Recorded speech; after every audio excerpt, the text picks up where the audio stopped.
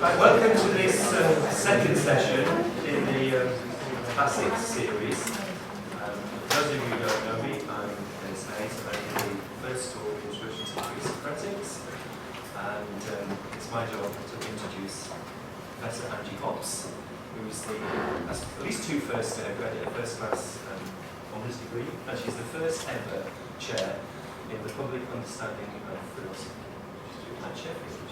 And also the author of many works, including Plato and the Hero, which I recommend. You know the usual format. I'm just going to talk about 40 minutes and then over to you for questions. But I'm instructive if you want to take a copy of Angie's business card, if you want to get in touch for any reason, they're on the front. And just to say, Angie did tell me that in IOI fashion, this is not a session run by a sophist, but she's not getting paid. So at least we're progressing the Socratic tradition to that extent, no pay, except lunch. Yes, alas, yeah. The most would approve of the fact I'm not getting paid. Okay, it's lovely to be here. Now the reason I'm in the corner, and the reason I'm going to move like a Dalek, is I've recently had a shoulder operation and I'm still technically off work. But if I can't turn my head easily, so if I stand in the middle, I'll only look at the central corridor. But positioned here, I can see all of you.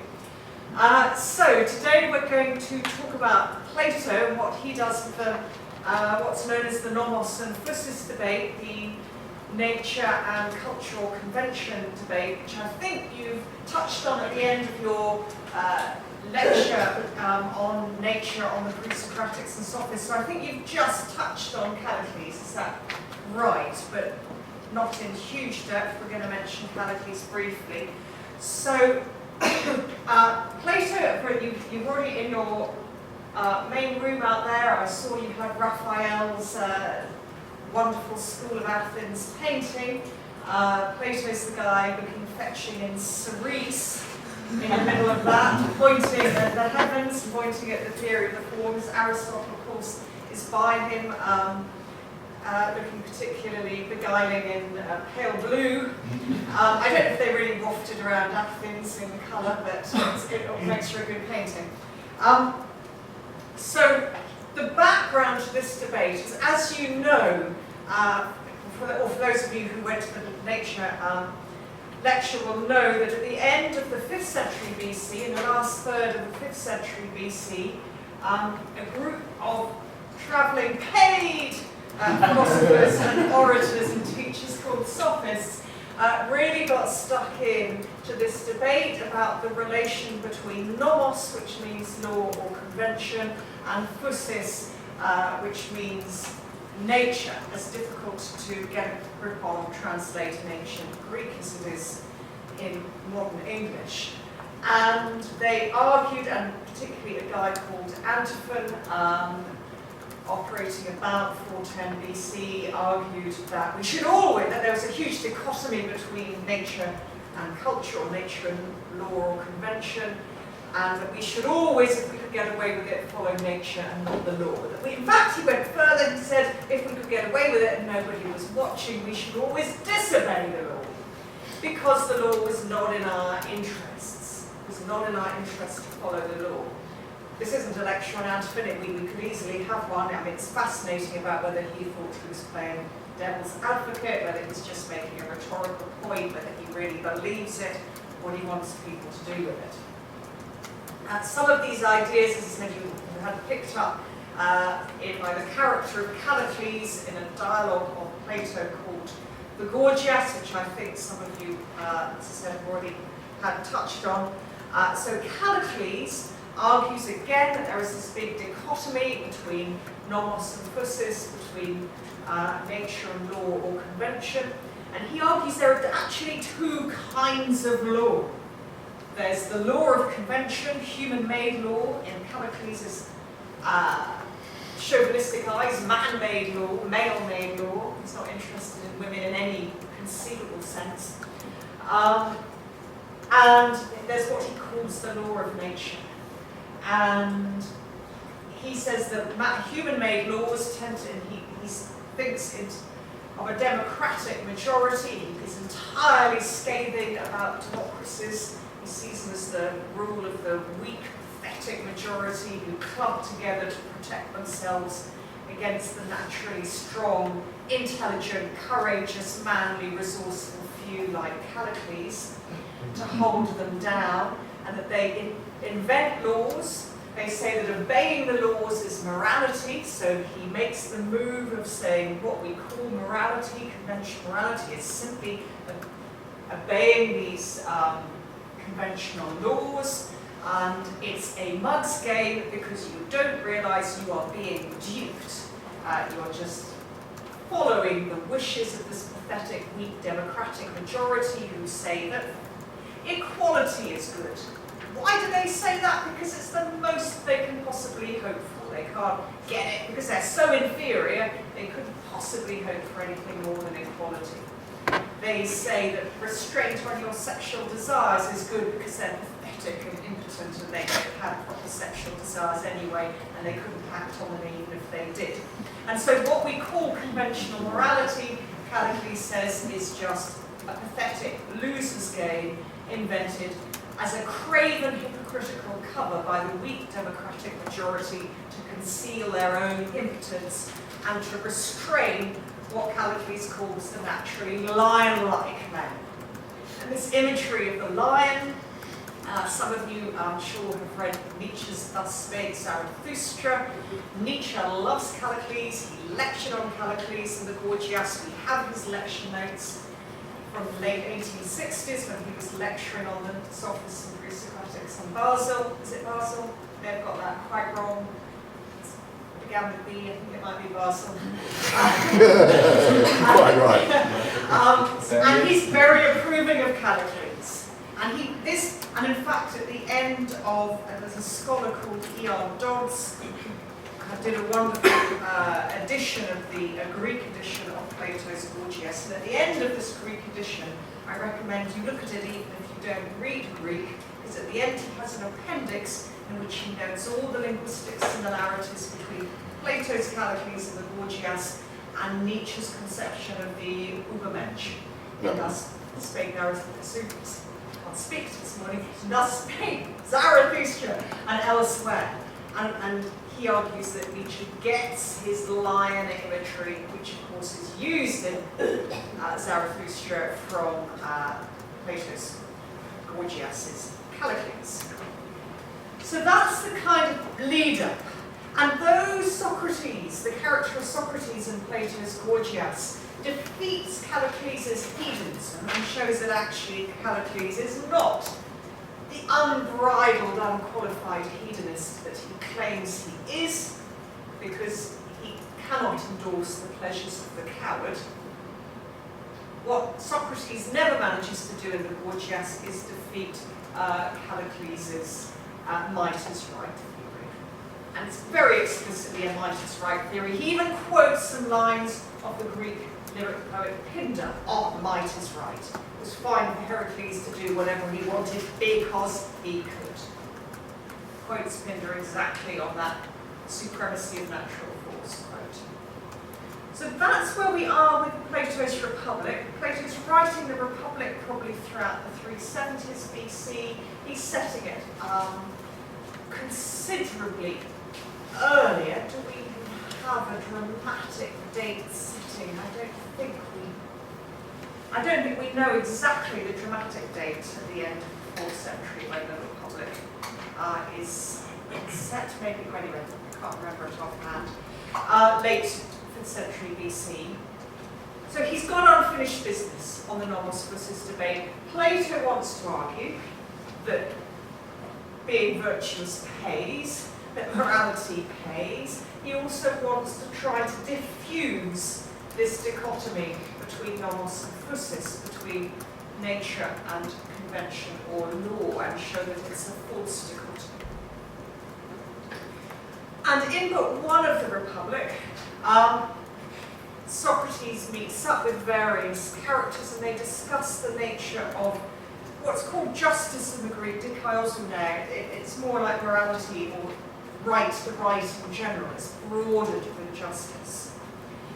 And an old guy called Callicles says that justice is simply telling the truth and returning what you borrowed. His son, Telemachus, says that it's giving everybody their due, the old Homeric notion of help your friends and harm your enemies. And at this point, Socrates chips in and says, well, no, justice can't be returning what you borrowed, because supposing a friend of yours lent you his weapon, and then your friend went mad and said he wanted to, could he have his weapon back, so he wanted to shoot every redhead in the world. It would not be just to return the weapon to your friend, says Socrates, because even though it is your friend's property, he's going to do great harm with it. Nor, says Socrates, can justice be helping your friends and harming your enemies, because it is never the business of a good human to harm anybody. And this is the first time that the first time in Western philosophy, I think it's prefigured in the plays of Aeschylus, that we have an absolutely explicit rebuttal of the law of revenge, the lex talionis. Not that they call it the lex talionis, because that's Latin and that's not really been invented yet. But you get, they're getting around to Latin, but you get the idea. So it's extraordinary, and it's an extraordinary statement. It's one of the reasons that early Christians thought that Plato and Socrates prefigured Christ's Sermon on the Mount speech. Do not return wrong with wrong. Okay. Now, and at this point, champing at the sidelines has been this sophist called Thrasymachus. And I think I'm right, you haven't didn't explore Thrasymachus. So Thrasymachus gets very bad press in Plato. He's portrayed as an angry, rude young man. That might be Plato's anti-sophistic bias. We do know he existed. We don't know Callicles existed for sure. We do know Thrasymachus existed. We have independent fragments of his. And again, it may be that he's playing devil's advocate in his speeches. It may be he's actually a disillusioned moralist, cynical disillusioned moralist, rather than the immoralist that he comes over. But anyway, he's champing at the bit, and Socrates asks him to say what he thinks justice is. And then we get this very, very famous quote. Justice, says Thrasymachus, is simply the interest of the stronger. By which he means, in every city it is the stronger party which by definition wields political power. Notice immediately the difference with Callicles here. For Callicles, there are naturally strong men who are often held back and held down by those who wield political power. So Callicles makes a distinction between natural strength and political strength. Thrasymachus doesn't. For Thrasymachus, there's only one kind of strength: political power. That's it. So, he says, in every city it is the stronger party which by definition wields political power, and this ruling person or group makes the laws in his or its own interest. Again, it's not remotely considering the possibility of any women in power. So I think, yeah, do come in, welcome, there are seats at the front. In fact, as Plato gets onto that later in the Republic, where hooray, hooray, we get philosopher queens mooted for the first time, good for Plato. Now, so they make the laws in their or its own interest, and they just say that obedience, they call obedience to these laws justice. So whether the government is tyrannical, aristocratic, oligarchic, monarchical, democratic, the institution of justice is simply a cynical cover for force majeure. Just sheer political force. Now, at first sight, it looks as if what Thrasymachus has in mind is a legalistic conception of justice, that justice is simply whatever the laws prescribe. Socrates points out that, in fact, the rulers may be mistaken about where their true interests lie. They may misframe the laws accordingly. They may think they're making the laws in their own interest and get it wrong. So in such case, obeying the laws won't actually be serving the ruler's interests. So facing the choice between equating justice with the actual or with the imagined interests of the rulers, Thrasymachus opts for the first choice, that justice is to be equated with the actual interests of the rulers. Obedience to the laws will only be justice if those laws really have been framed to the ruler's own advantage. And he says if you're going to be very precise in your use of language, you could say that a ruler is only strictly acting as a ruler when he does correctly frame the laws to his own advantage. When the ruler fails to do that, the ruler is acting as a fallible man, but not as a ruler. So the man may make a mistake, but the ruler never can. So he's got this ideal ruler, and the ideal ruler just rules for himself. But this precise definition of ruler gives Socrates his opening. So he says, surely the ruler is a skilled practitioner, and every skill is directed at the good of its subject matter. Medicine doesn't look to the interest of the medicine, but to the interest of the patient. Equestrian training seeks the interest of the horse. So the ruler, says Socrates, surely will search for the good of his subjects, seek the good of his subjects. And the laws that he frames and calls justice will be to his subjects' advantage and not his own. But Thrasymachus is completely unimpressed. He doesn't even address Socrates' claims about the nature of skills, crafts. But he brusquely repeats that rulers think only of how to exploit their subjects in the same way that a shepherd thinks only of the profit that his flock will bring. So yes, shepherds look after their sheep, they fatten them up, but only because they want a better price at the market. So really, no holds-barred language here. The political subject is simply seen as market fodder by the rulers. We're there to be slaughtered. We're being fattened up for the slaughter. Nobody can accuse Plato of not giving himself tough opposition. Indeed, it says, Thrasymachus says, the shepherding analogy suggests this exploitative behaviour is equally observable in the private as well as the public sphere. And then he goes on, and this is his main claim. He says, what we term injustice is simply the pursuit of self-interest, and it pays the individual far better than justice. So in consequence, he says, injustice can even be regarded as a virtue, an arete. So couldn't be a stronger claim. It's not justice that's the virtue, it's injustice. Because injustice simply means looking after yourself and your own. The unjust are prudent and admirable. They are praiseworthy. And the just are naive fools. Indeed, he says we partially admit this, though we criticise and punish petty wrongdoers when injustice is practised on a sufficiently grand scale by, for example, a tyrant. If I were to be controversial, but heaven forbid I never would, but if I were, you might say, a global multinational or whatever. If injustice were to be practised on a sufficiently grand scale, taxes not paid, but I wouldn't, of course, say that in my own voice. We merely call the tyrant happy and fortunate. So given sufficient scope, there is no doubt that injustice possesses greater strength and freedom and mastery than justice. We would all be tyrants if we could, is Thrasymachus' claim. We all want to be these natural, strong people.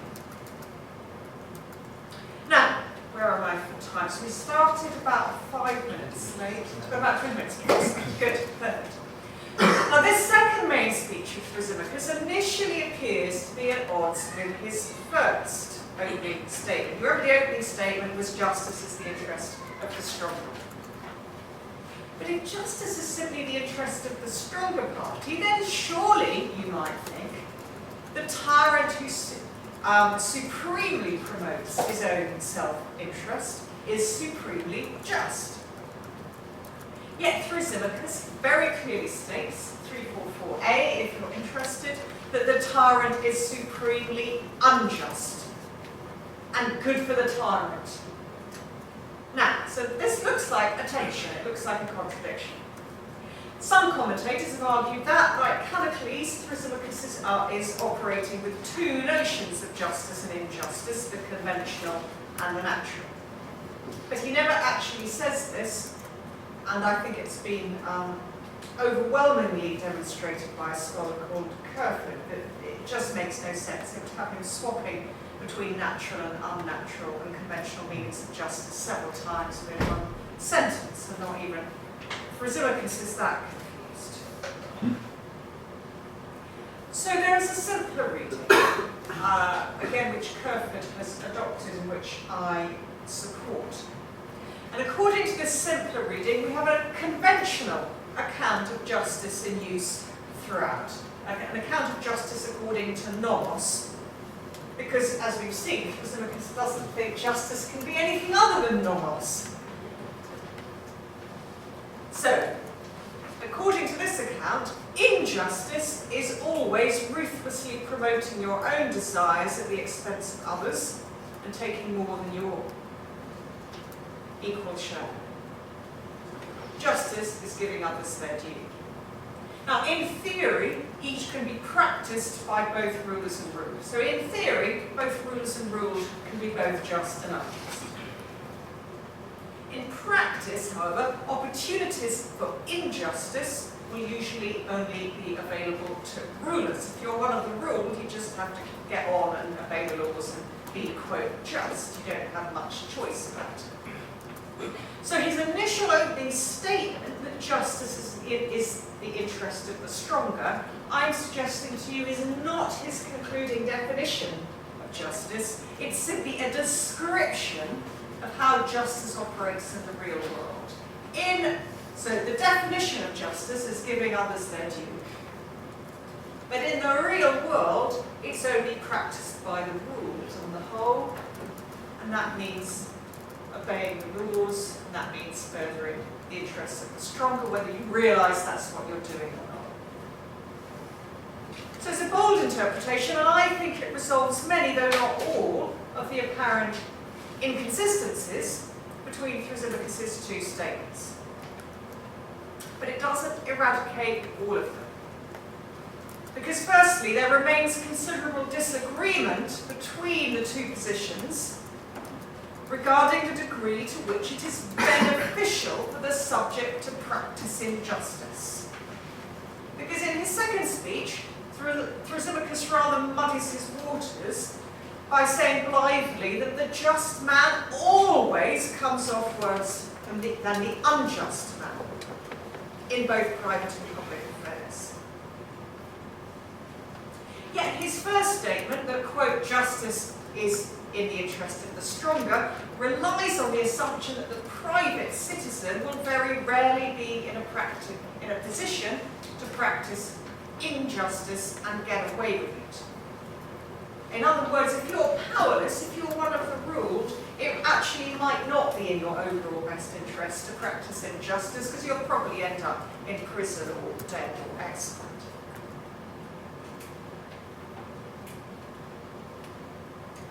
Now this problem is part, I think, of a larger problem, and it's about Thrasymachus' profound ambivalence towards the usefulness of justice as an institution. In his opening statement, the institution of justice is supposed to benefit the rulers alone. It's good for them that there's an institution of justice, they don't have to follow it, others do and further their own, the rulers' interests by so doing. In his second speech, he implies that all individuals, both rulers and ruled, benefit from the existence of justice so long as they don't have to practice it themselves. So it's a good thing for the institution of justice to exist, so long as I don't have to sign up to it. other people should be just towards me. I don't need to. That would be great. But it's here I think we have a really irresolvable tension in Thrasymachus' position. I've tried to eradicate some of the more surface tensions. I don't think we can eradicate this one, because it simply does not make sense to say that the institution of justice will benefit every individual, providing he or she does not take part in it themselves. Because the proviso, if realised, would, I think, destroy the institution of justice altogether. It's like the claim that Kant makes, that you cannot make a categorical imperative out of breaking false promises. Because if you say it's okay for absolutely everybody to break a false promise, sorry, no, I completely got that the wrong way around, I do apologise. Sunday morning. That you absolutely can't make a categorical imperative of saying that you should make false promises. Because if everybody made a false promise, you're going to end up destroying the institution of promising. And I think Thrasymachus is actually doing the same with justice here. It makes no sense to say, great, for justice, a justice system to exist, so long as I don't have to sign up to it, and everybody said that hopeless. Now, Thrasymachus himself seems unaware of these tensions, even though he does grudgingly admit in 344b that the practice of injustice may sometimes lead to capture, punishment and disgrace, which you would have thought would get him to rethink his sweeping statements. I mean, in such instances, we could suppose injustice is plainly an unsuccessful means of satisfying your desires. And the obvious inference, though Thrasymachus doesn't make it, is that justice in some circumstances will be the more prudent course to take.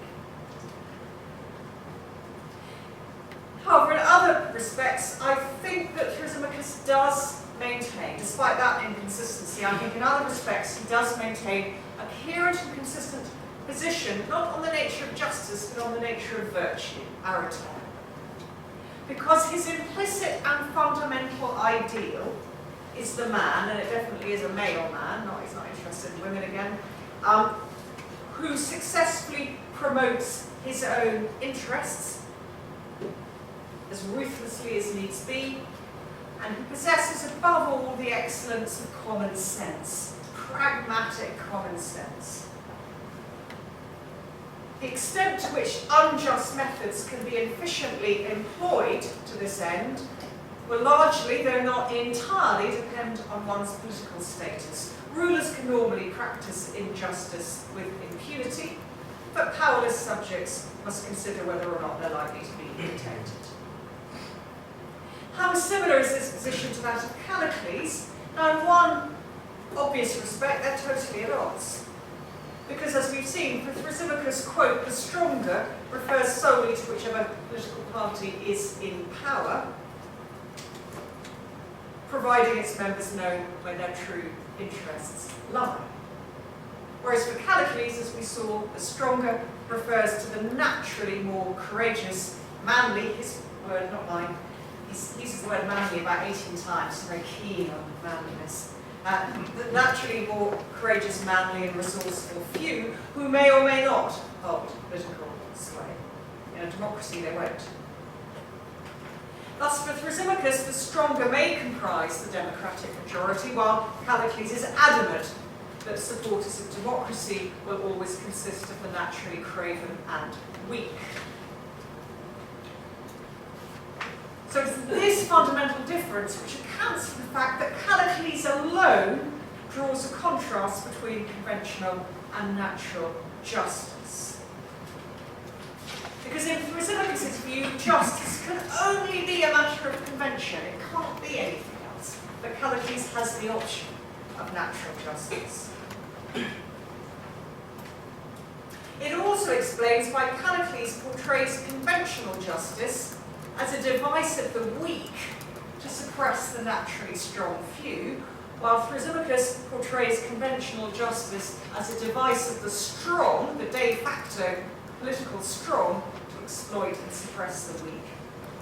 They both see justice as an exploitative institution, They both see it as hypocritical. They both see the people wielding the justice system as lying about what they're doing, but they think that different parties are being exploited and suppressed.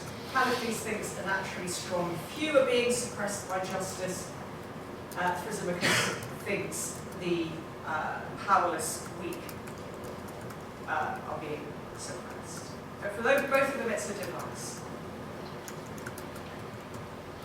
So there are differences, but there is this underlying connection. It is their shared admiration for the ruthless and efficient pursuit of one's own interest.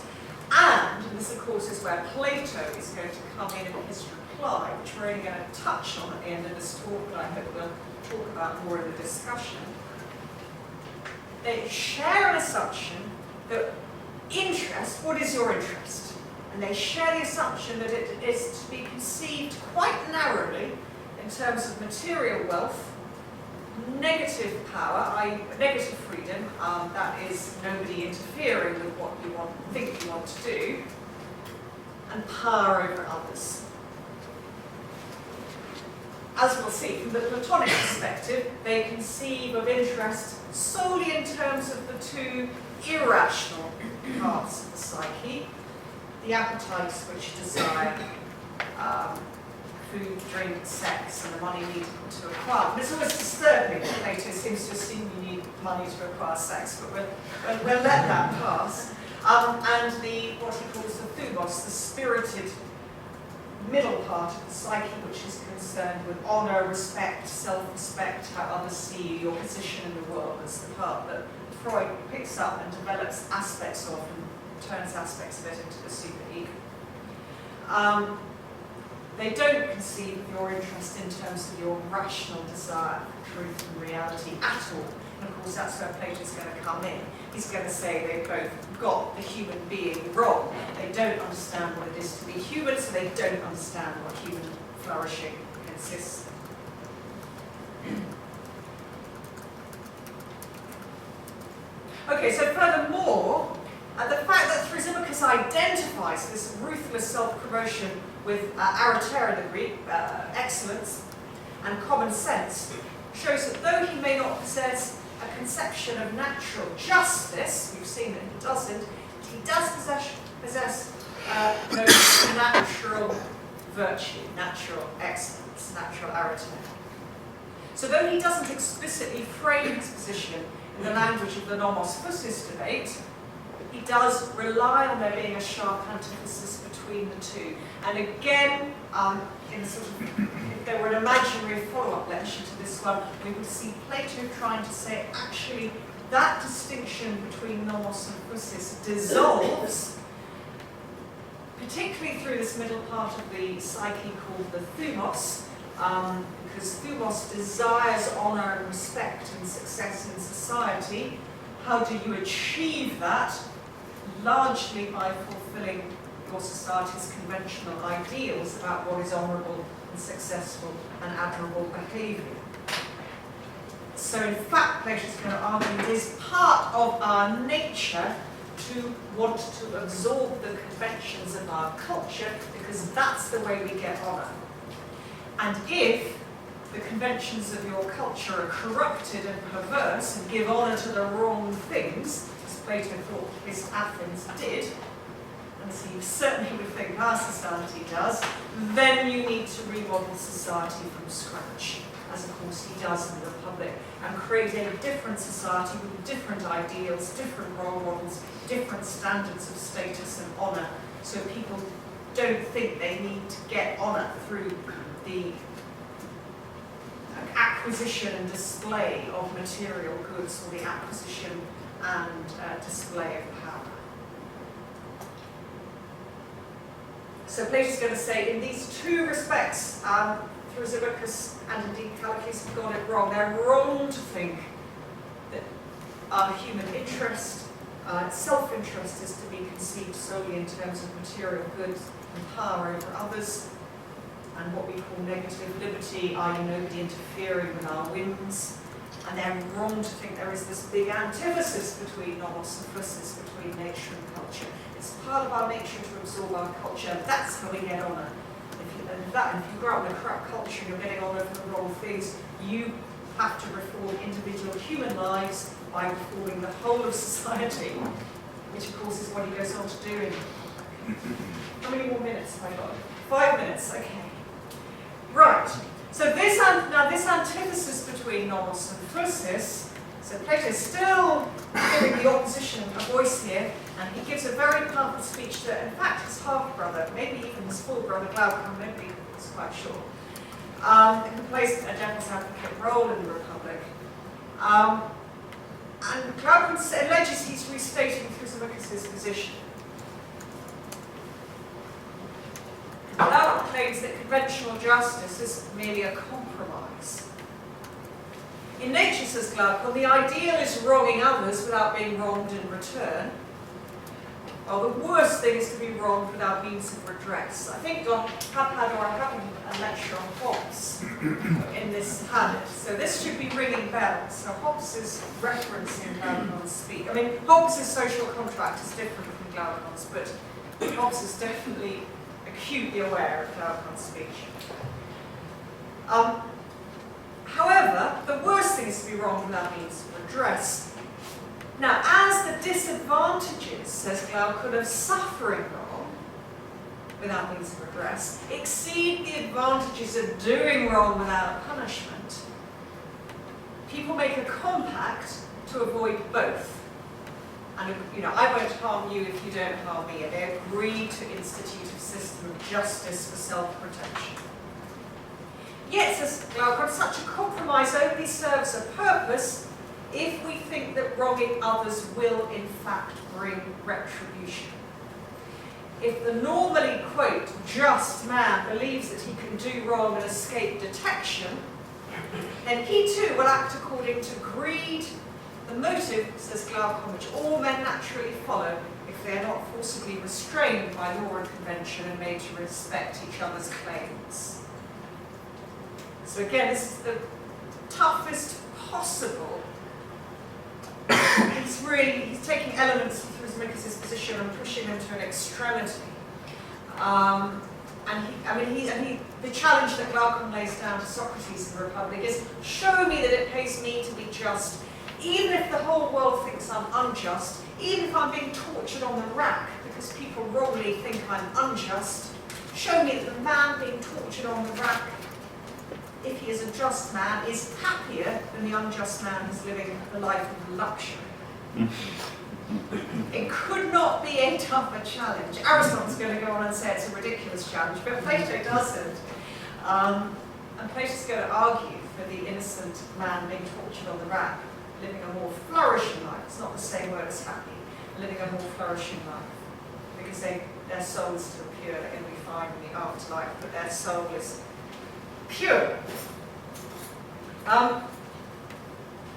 So these are the challenges. I mean, it's a really, really tough. And these are not hypothetical challenges. Plato is, I think, aware. I haven't proved this because he doesn't mention by name the historian Thucydides, but I'm trying to work on a theory that Plato is referencing the great Thucydides' history of the Peloponnesian War, and to my mind, the greatest history book ever written. Not that I've read them all or even it's a very, very great work. It's extraordinarily good. And what Thucydides does in this is between the Athenians and the Spartans and their civil war, really vicious civil war.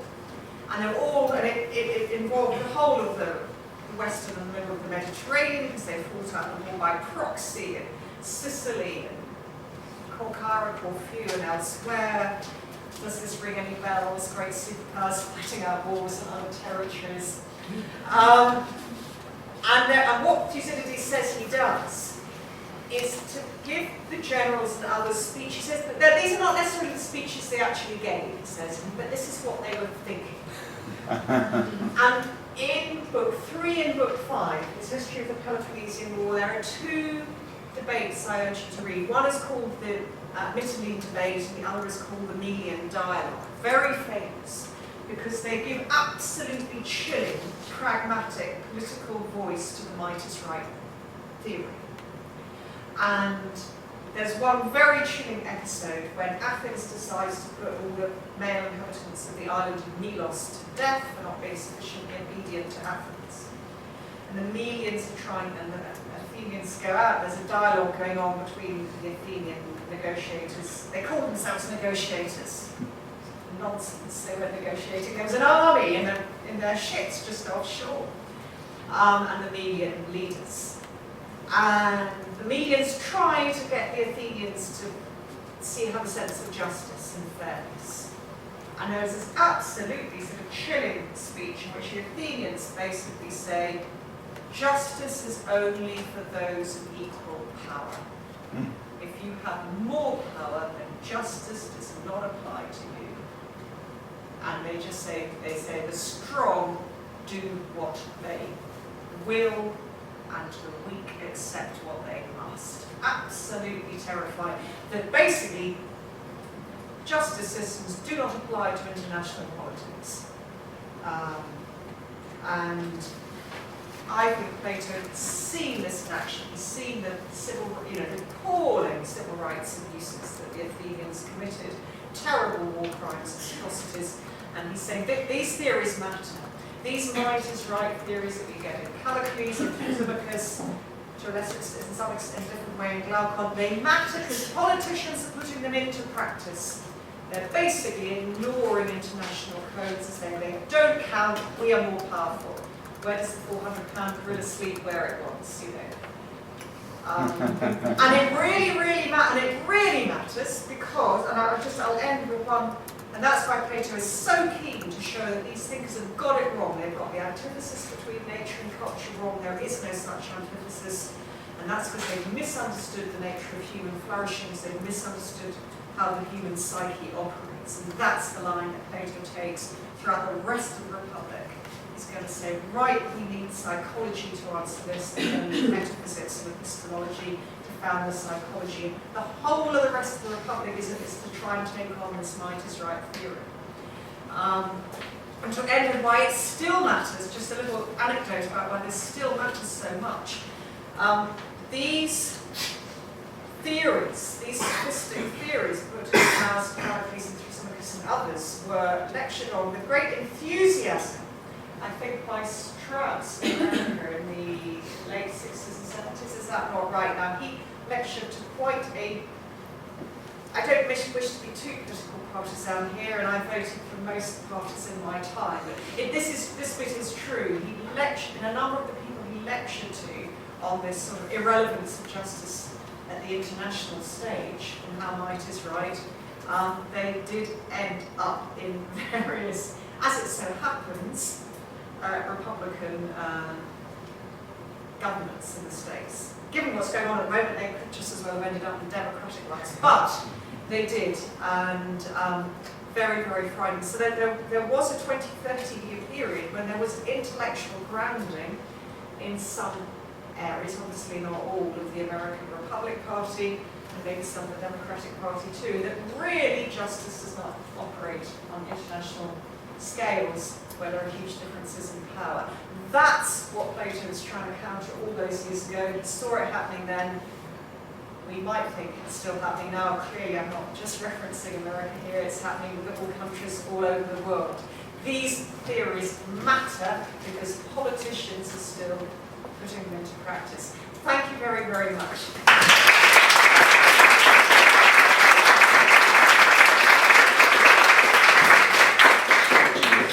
Questions from the sophists to George Bush and Henry. Yes, I'm not just, I don't want to just be attacking American foreign policy there. Britain and many other countries are at fault too, but it is interesting that these ideas were being studied by people who ended up in those governments. Questions? Thank you very much for the amazing. Thank you very much. Thank you very much for the amazing lecture. So interesting. But I just wanted to ask a question about the Plato attempting to solve the Nomos and Physis, which I find really. I can't hear you. Sorry, I just wanted to ask a question about Plato's attempt to dissolve the Nomos and Physis, Yes. which and sort of the ethics of that, which seems very radical and positive. And you mentioned the Freudian development of the superego. Now, so if he's saying that basically those who come before have misread human nature and actually we need to flourish a culture, we need recognition, it sort of seems to me like an articulation of the Freudian, what he goes on to call in Civilization, the need to be loved, like human need to be loved. So as well as sort of the manipulate sort of contract that you have with the state, also it's in your interest as a human, there's something innate in the need to achieve worth in the eyes of others. But could you say that that is something that only really applies to the powerless in a way? Because, for example, with the ruler, with the tyrant, how does this work so much? Is a member of the ruling class really that interested in his sort of worth in the eyes of others? Because sort of in that position of power, it sort of is rendered moot. Because and you get the classic example of the public absolutely disagreeing with political policy, and that it doesn't really change in a way because those in power will still do what they want to do. So I just wanted to see I know it was only briefly mentioned, but how convincing do you find this dissolving of the Nomos and Physis that Plato? Oh my God, but I can't hold them all in my head. There's 3 or 4 questions. Okay, right. So it's not individual, okay. Right, thank you. From your lecture, what really impresses me is the importance, or question I suppose, is why was the meaning of justice so important at that time? Why hadn't it been resolved earlier, or why was it such a critical issue? And so obviously it relates to some really real responses and what was going on around, which I'm not so knowledgeable of. So I'd be interested to know what those factors were. But if Plato, through that struggle for meaning, established what an intellectual should be, what higher education should be, set so many sort of precisions of meanings for the last thousands of years, what was it that triggered that real struggle, if you like? And also the other question I've got is the island. I thought the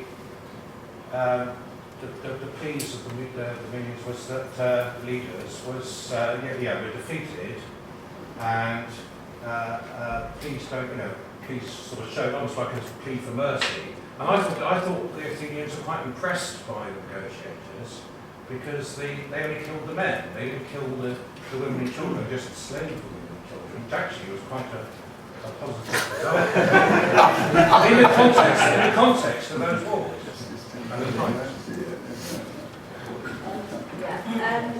When you, I listened to some of the discussion as well, and what really comes across, whether or not Socrates manages to really win the debate, if you like, on some of these questions, is the whole the exchange and the debate and the discussion and the challenge, which obviously is very interesting and very exciting to actually listen to all this. And one of the things that when I think the old man, what's his name, Callicles, is it? Yes. Anyway, when Socrates goes to his house and everything else, and he gives his whole understanding of justice, which comes across like a list of tick boxes, if you like. And then the thing about the famous example of when you talked about giving back what you don't have. Socrates challenges, obviously, you can see how his mind is thinking in terms of reasoning and bringing out the kind of, I call it loopholes, but anyway, the tension in that discussion. So my question really is, I think the whole discussion kind of, or at least in written form, talks about how conventional law is really an external manifestation of your inner kind of thoughts, if you like, or inner so in one sense, I suppose, manifestation of what you naturally are given to think and everything else, and the use of reason. So just wondered if you could expand a little bit on that merging together of, Nomos and Physis. One more, then let me. Whoa, you're writing all these Yes, down, wait. yes. One more, then I'll come back to that. Yeah, I think actually it's similar as the distinction in Nomos and Physis dissolved, or is it Physis on the basis that tripartite soul is natural in that respect. It's not historical, but we just have it. And then society in Callicles is reorganised along the lines of the tripartite soul, so it actually all becomes Physis. Okay, thank you. I think I've got these in order. That's it. You didn't tell me it was such a mental gymnastics. So, right now, so the question about Freud and superego. Now, I think we will. So, where are you? Can you wave your hand? Hiya there. Let's leave the language of wanting to be loved out of it, which Freud uses, because that's a different aspect of the psyche for Plato. He's very clear about that. That comes in with our appetitive side. It is very much a desire for honour and respect and status. And the rulers want it just as much, if not more, than everybody else. They want to have their own high opinion of themselves confirmed and affirmed by everybody around them. What was your second bit of your question? Also, is that directed at me? Yes. I just want to say, sort of question, if that's the case, and sort of why so often do those in power do you think that are extremely unpopular? I mean, it's kind of a banal question, but it sort of strikes me as, and I do agree that, that obviously the ruling, a person in power does want himself verified in the eyes of others, but sort of why is there then such a gap between the theory of that and the actual political reality? But they do things that make them unloved and unpopular, but that's not the same as lacking status, is it? They may think the fact they can impose things that are unpopular on other people actually enhances their status and their power and their authority. They're not seeking popularity in that sense. They are seeking affirmation of power and status. So I do think you should distinguish the longing for respect and status from the desire for popularity and love. I know Freud brings them together, but they're not together in Plato. Does that help at all? Yeah, no, definitely. Okay, thank you. Now, the justice question, yeah, so I'll just start with the Melian diagram. No, they are very, no, they definitely don't think they've gone off lightly. They absolutely don't. They absolutely want to appeal to the Athenians better, the merciful side. They do want them not to, the Athenians didn't go out to kill everybody. They went out to kill the men. They don't go back on that. They never were going to be frank. The dialogue is just for show. And Thucydides makes it absolutely clear that not all dialogues are about listening. And not all dialogues, a lot of dialogues are about the imposition of authority and not about listening at all. No, they want to stop the Athenians killing the men and enslaving the women, and the Athenians had no truck with that. Now, why now? Now that is interesting. The huge debates about justice do particularly kick off at the beginning of the 5th century. Heraclitus, about 500, sort of kicks off the debate. All sorts of things are concentrating minds about what justice is, what just behaviour consists in. The Persians at the beginning of the century are trying to invade the whole of Greece. Indeed, they succeed briefly and overtake Athens briefly. And then later on, there are divergences of opinion between the Athenians and the Spartans about what constitutes justice. So there are a lot of debates going on. There's a lot of colonisation at this period and a lot of increasing trade. So the Athenians are coming into contact with a lot of other cultures, and they're seeing that other cultures have different conceptions of justice, and historians come anthropologists like Herodotus in the mid-5th century BC are starting to write about different conceptions of justice. You've got a dawning realization that the justice as the lex talionis is the law of revenge, and help your friends and harm your enemies, which is what they've inherited from Homer, who is Shakespeare and God all in one for them.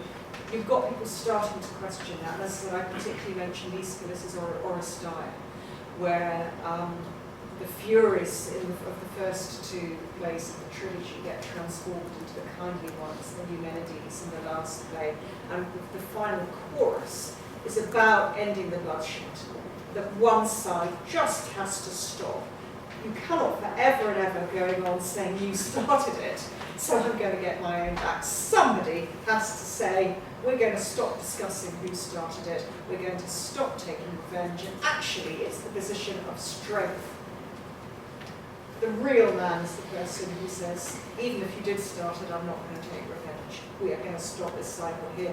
And that to me is one of the great messages of Aeschylus' Oresteia from the beginning of the 5th century BC. So you have got this sort of burgeoning of interest. Minds are being focused by the Peloponnesian War, by the Persian Wars, about what justice is, and then you have got these sophists and others saying, well, is there a difference between natural and conventional justice? Because they're seeing all these different kinds of justice. They can see there are different conventions about justice around the Mediterranean and the Near East.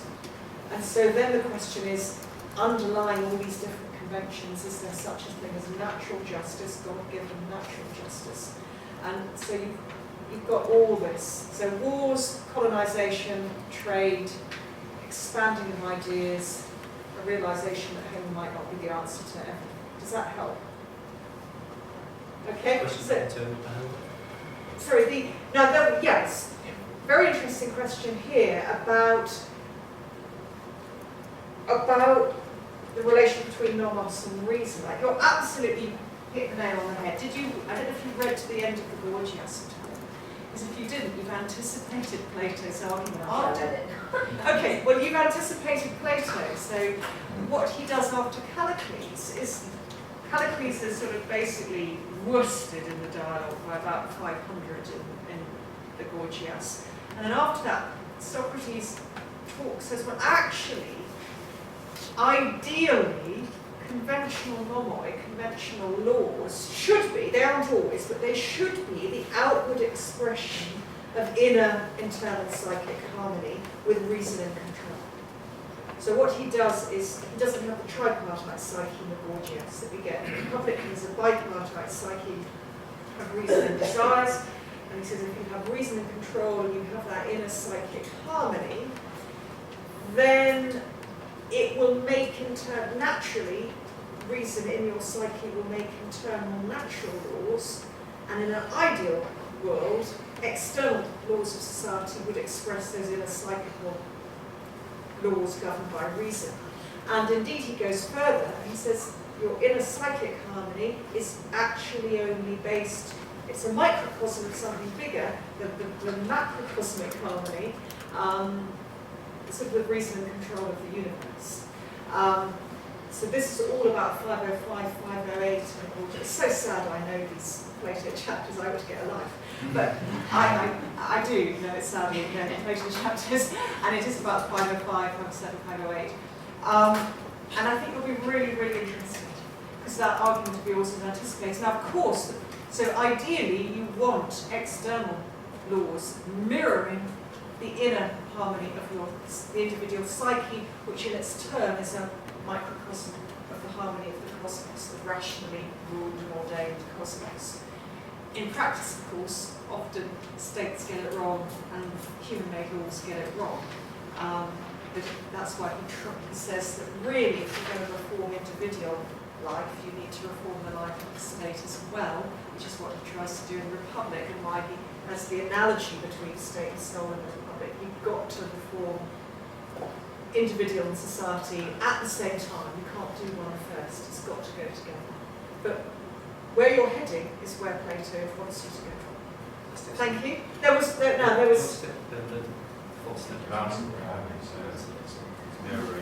Yes, I think so. So go. I mean, you'll get it. You'll like Republic Book 4. You'll like Republic about 581 to 595. Now that really is sad, but I have written this. And you'll like the Gorgia yourself to 500. That's where you want to go. It's not that Plato always thinks that Nomos and Physis. He thinks that humans can get Nomoi wrong and that they can diverge. But he thinks that they don't have to diverge, and ideally they won't diverge if human laws are made and called. It's a sort of prefiguring of the natural law theory that Aquinas and people take up. It's not that Aquinas thinks that all human laws are perfect, but there could be laws that mirror the will of God. Okay. You just got a campaign to have this Stephanus numbers put on the way. I know, it drives me nuts. 1, 2, 3, 4. Does everybody, hang on, does everybody know what Stephanus numbers are? You might not. There is a code. If you take 30 seconds, there's a code that Plato scholars always refer, all over the world, refer to different bits of Plato's dialogues by these numbers. And you should get them in translations. They're always there in the Greek text. They're there in good translations too. And they refer to an edition by a French scholar called Henri Etienne at the end of the 16th century, who did an edition of all the works of Plato. And so when you get 500 A6, that means page 500 of his complete works. Column A, because he divided each page into 5 columns, A, B, C, D, E, and line 6. That's what it means.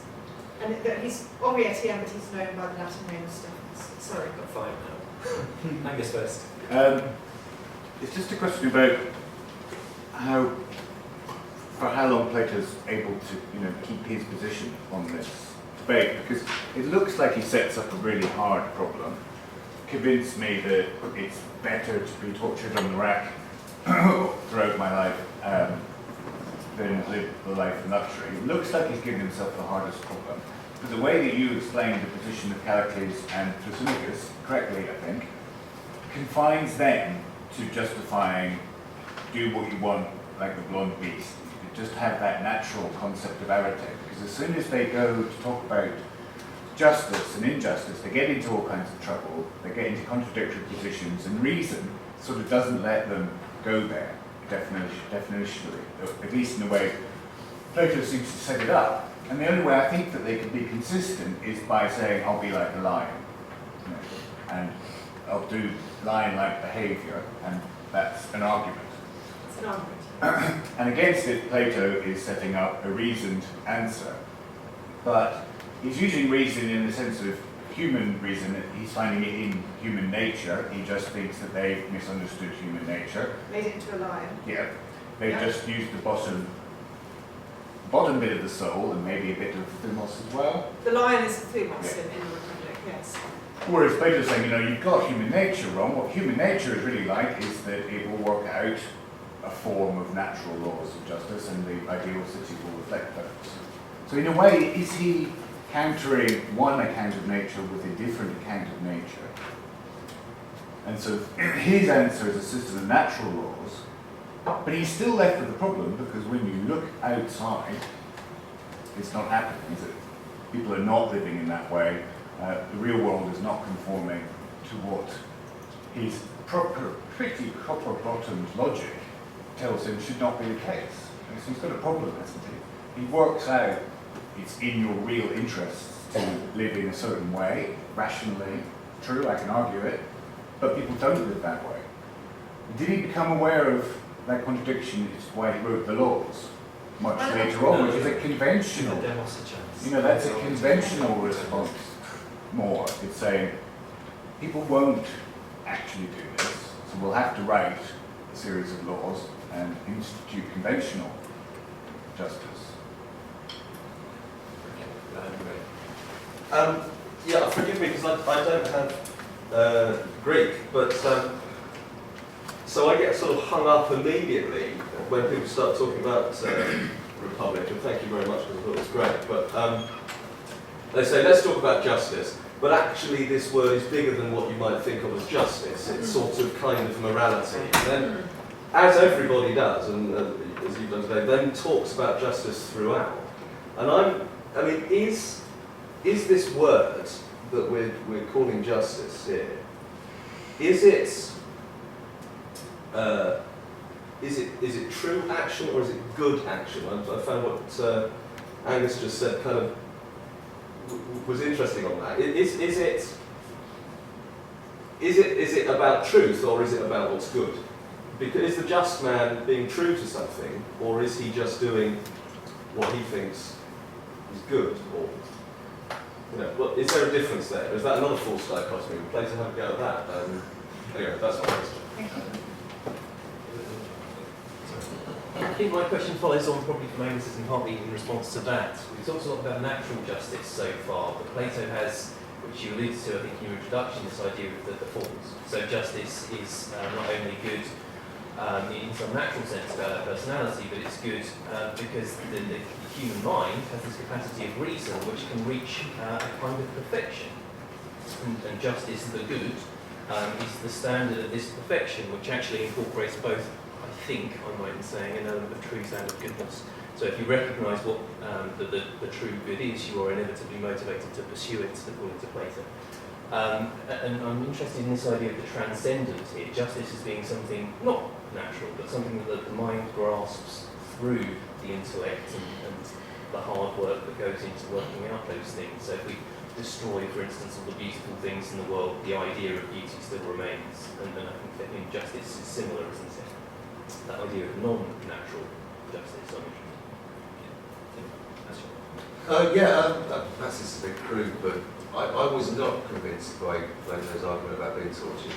No, neither was Aristotle. No, I don't think probably nobody is really, but it seems that at least there's a sort of debate there that makes sense in a whatever the Greeks meant by public and private, in a more private sense. When it becomes a question of a kind of public policy, it's not just the in the mind or psychology of the ruler, but when it becomes military policy, I can't remember the whole of Thucydides, but it struck me that often there's, didn't the Romans have an idea of necessity as a god or a goddess or something, and that quite often they would go and negotiate with the city, but they would say, like, give me a reason not to take everything from you. And sometimes they could come up with one. Other times it didn't matter what they were going to do because they may have promised all the women to the rowers, or all the things. The way, well, that's the way finance the trick in those days. I'm just imagining some rowers. Yes. You know what I mean. So there's sort of a military necessity there that doesn't really come into this. He's debating with these kinds of things long after their time. And there's lots of different places which they colonise.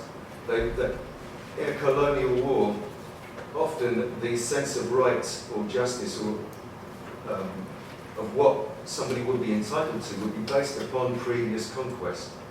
So it's not like might is right, it's just some sort of simple kind of, I'm the biggest so I can hit you, like Hercules. Because when it comes to the different city-states or peoples trying to argue about who really owns this or that bit of wherever, there's a sort of an established sort of sense of justice around, not just might, but in terms of what previous kings, rulers and things had done. So, could you say then that Plato's arguments against might and against the way people carried out military policy perhaps during wars makes a lot more sense when you're not fighting? It makes a lot more sense about where you would like to be in an ideal kind of republic or an ideal place, but it doesn't really make much sense. And it's quite weak when you're talking about the way people actually fought and what they fought for, and the way that they were kind of forced to do it by the terms of the times. If that makes any sense. Thank you. No, it does, absolutely. I like. Yeah, you're free. So now we go back to Yes, and the two. So, right, yeah. So the question about the laws, and that not many people follow Plato's hopes. It's true that the Republic is at his peak of optimism in his life.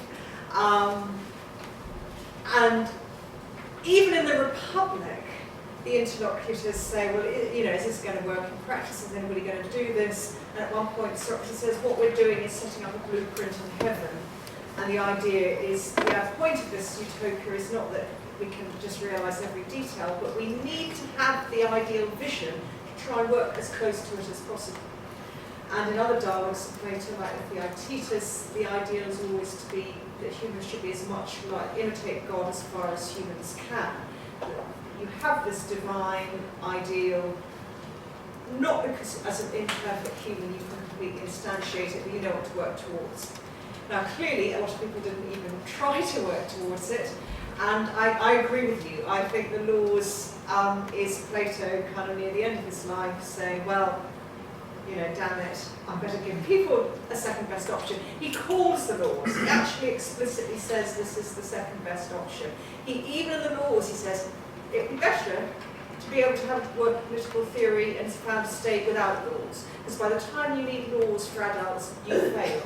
It shows the education of desire has failed. The ideal is the education of desire from birth, or even pre-birth. There's stuff on how pregnant women should dance and listen to music in the laws to instill rhythm and harmony into the psyches of their children, which is about 2 millennia ahead of its time.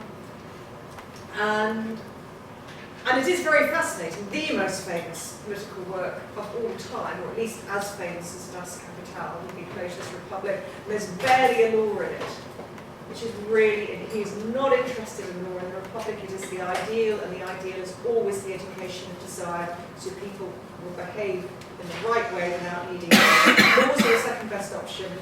He does at the end of his life realise we need a second best option, and my goodness, he gives us plenty in the laws. There are 12, if you don't know the laws, there's 12 massive books of laws about absolutely everything, every conceivable detail of public and private life.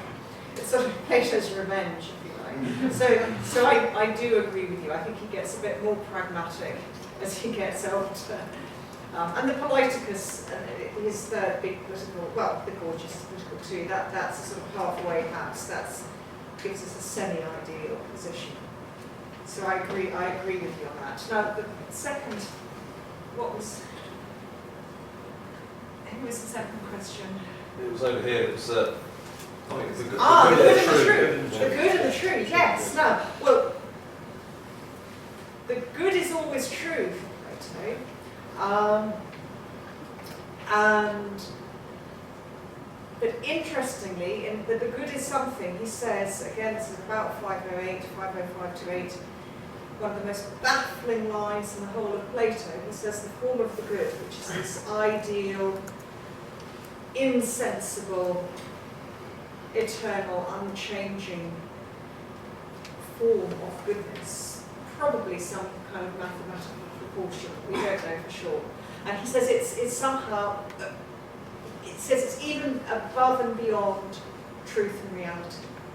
One of the people have written more about that than almost any line in Plato. It's so deeply metaphysical. So yes, the good is true, but it also transcends truth. It's even, presumably because truth and reality depend on human language and knowledge and concepts, and that the form of the good is beyond anything in the human mind. It's not mind dependent, it's not just a concept. So, does that help at all? So, It gets true action is at the top, and that will be definitely good action, or True action will definitely be good. but good actions are not necessarily. Well, when we say true, when you say true, what do you mean by, can you define a true action? Well, I was just thinking, is Fair enough. yeah, no, forget it. There's a related question about. No, I haven't got the answer to this, gentleman. Well, just the guy on the rack. Is that situation acceptable because it's affirming a truth, even though it's clearly not good, or is the guy on the rack And he's good? living of no, he's a morally good man, and he's in a state of eudaimonia, Plato wants to claim, a state of flourishing because his soul is pure, which is going to pick up a later question. If it's picking up the historic Socrates' claim that the only bad thing that can happen to you is damage to your soul, and the only thing in the world that can damage your soul is your own wrongdoing. Nobody else's treatment of your body or your possessions can damage your soul. You're the only person who can do that. And if your soul is intact, then really nothing can hurt you. Or it can't hurt, it can hurt your body, but it can't hurt your essential eudaimonia. Aristotle says nonsense. Of course, your physical well-being matters a little bit. He accepts the general point. He says, no, you want to be out of pain. Yeah. That's right. Okay. And then the next There was question. one about a reason for each perfection. Now, who asked? The idea of non-natural justice, the idea of coming back to the form of the good, as our glimpse through something natural, which is our reason, into something perfect, or at least an allusion to something perfect. This idea of the form of the good being like the sun, that gives light, yes. all the other things. It is the big question, isn't it, of the middle dialogues, and it's one, to be fair, Plato asks himself when he critiques his theory of forms in a later work called Parmenides. You may have mentioned Parmenides in your magisterial quiz through the Thrasymachus. One of the questions that Parmenides, as you know, the character of Parmenides in this dialogue called Parmenides fires all these criticisms of the theory of forms, and Socrates doesn't have an answer for them. And one of them is, how on earth can the mortal and the natural get to something transcendent and non-mortal? I mean, there's this huge divide. How do our minds cope with it? And I don't think Plato ever comes up with an answer to that. So whether humans can ever get to what's called the top of the ladder of love in the symposium, going back to the question on love here, you'll love the symposium. It's about climbing the ladder of love and using erotic love to reach a vision of the form of beauty. I think we're plugging in a new translation.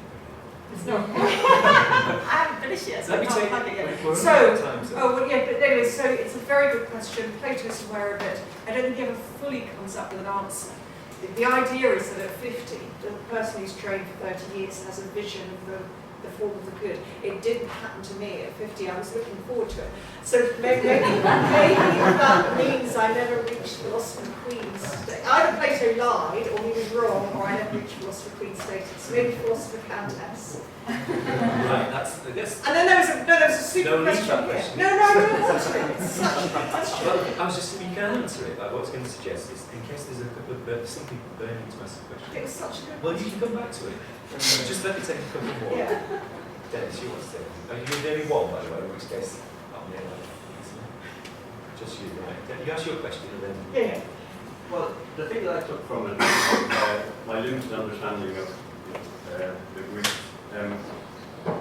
along the lines of this gentleman here started to go, you know, Plato seems to be conducting, Socrates seems to be conducting this dialogue on the basis of trying to establish a norm, if you like, or trying to establish a universal aspect of what justice or virtue means. He's kind of saying, look, we can have these discussions about what justice is in the particular terms in which they may exist. Do I give the sword back to my friend who's gone loopy? You know, that wouldn't constitute a just act. And you can go through the intricacies of all the various discussions that take place. But what he's ultimately saying is, if we don't have a universal notion of justice to which we can then measure all these particular incidents, then we can have no form of social kind of harmony. We can't really construct a society that's premised upon anything other than amorality, because you must have this kind of universal paradigm to which, you know, transcendent forms pertain. But, you know, it's like, it's a very clear expression that exists in that dialogue and seems to me is lost until we come to the Enlightenment, you know, a long time later, where it's taken up again. But that's the key element for me that sort of seems to exist in this whole discussion. Okay, I'll start with you first, and then I'll go back to the oh, no, there's a question. One more. One more? And this is the last one. Okay. Your points earlier about the value of Plato's thinking in modern times and might not be right. I don't think you'll find much disagreement from people about that. But one thing I got from the Republic and some of the other books we've been studying, I don't think is so widely recognised or agreed upon, is that the unjust sow the seeds of their own destruction and they work against their own interests. And that unjust actions give the people affected by those actions a reason to do something about them, throwing back to this morning and making history. And I think in modern times we have this conception, for instance, that dictators in other countries, basically if we leave them to their own devices, they'll stay in charge and nothing will ever change and they'll abuse the people and so on. And I think we could learn from the Republic that actually something will happen about that. People will have a reason to do something about them. And actually we, in trying to intervene from afar, undermine those local efforts to change history. Okay, thank you. So very swiftly, in the end of book 4, justice is defined as the internal psychic harmony with your reason and control and the appetites and the spirited element of doing what reason says.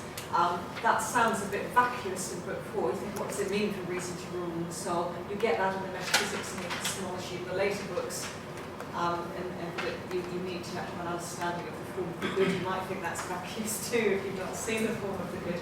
But what he's doing, precisely as you suggested, is saying earlier we had external act-centered notions of justice. Actually, let's have an internal agent-centered notion of justice. And then, of course, he's put it out into the state as well as the psyche, so I completely agree with you there. In terms of the comment you made, I don't know if you've read Republic 9. There's an amazing account of the paranoid, fretful, miserable, lonely life of the tyrant in that. It's an extraordinary account because it's so precise and detailed. And Plato knew about tyrants because he made 2 or 3 trips to Sicily to study mathematics and music with the Pythagoreans in Sicily. He then decided to. He fell in love with the uncle of the young prince of Syracuse, the future Dionysus II, and they decided to train up this prince to be a philosopher ruler, and it all went badly wrong. And Plato ended up spending a year basically imprisoned in the court of Syracuse. He was imprisoned in a garden house, and his friends had to come from Italy with a boat at night to rescue him with sheets. It was all very dramatic. But he knew about tyrants. He'd been imprisoned by one in Sicily, and there's an amazing account. So it's not just your soul in the afterlife that's going to be affected. You will end up not knowing who your friends are, thinking everybody's going to be your enemy, etc., etc. And it's been fascinating the last few years seeing how tyrants kind of end up. They do often end up in very small, confined spaces. Not knowing who to trust and living quite bizarre and miserable and paranoid lives. So I recommend you read that. Now, your question about whether it's sort of anachronistic and it's so very well to have these ideas in peacetime, but we've got to accept the reality of war. Yes, I accept what you say to a point, but it's really interesting that Thucydides fought in the Peloponnesian War himself until he was invalided out. In fact, he thinks he made some mistakes. He castigates himself in his own work in the third person. Says Thucydides he made a big error at this point. So he didn't know about war. And also it's interesting that some of the Athenian actions, and indeed the Spartan actions, the Spartans didn't criticise their rulers, but some of the Athenians in the assembly did criticise Athenian actions during the war itself very, very strongly. And indeed, I can't remember if it was the Mytilean or the Melian decision, but the day afterwards there was another assembly meeting, and they regretted the decision they'd made the day before, and they sent a boat off to revoke the massacre. But the boat got there too late, and the massacre had happened anyway. So even in a war situation, there were voices of dissent going on, and the strongest critique of war I have ever seen on the stage is Euripides' Trojan Women. And though it's about the myth, it's about how the Greeks treated Troy in the Iliad story, and about how Odysseus and everybody, about the war crimes they committed against the women and children of Troy. he is writing it to critique current Athenian war crimes.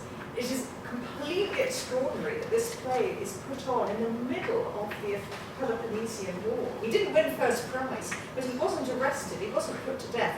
It would be like a British playwright putting on a play absolutely castigating Britain's war policy the day after we bombed Dresden and putting that on at the Royal Shakespeare Company. It was an incendiary play. And if you've not seen The Trojan Women, I had to watch it because my daughter was the little boy who's thrown off the battlements. I had to watch her being sort of killed night after night. It was dramatic. I have never seen anything tougher. So they were, to be fair, they were able to, in a way the Spartans were not in public, to have these public debates. And I think one of the morals of Thucydides' book is you shouldn't abandon your normal moral codes in war, you should hang on to them even more strongly than ever, because if you abandon your basic morality and humanity under the pressure of war, what have you left? Are you any different from your enemy? I think that's one of, you may disagree, I think that's one of Thucydides' strongest messages. I would like to thank you.